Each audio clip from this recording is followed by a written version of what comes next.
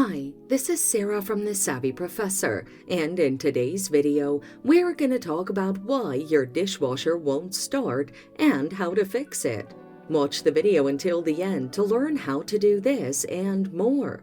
An issue with a circuit breaker may be the reason it's not starting. If your dishwasher is plugged in but fails to start, the circuit breaker may have an issue.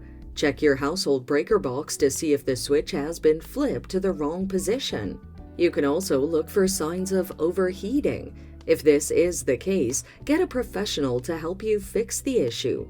Another reason may be that the dishwasher is stuck in between cycles.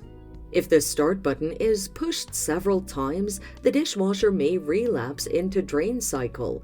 To fix this, reset the dishwasher following the instructions in the owner's manual. An unlatched door may also cause this.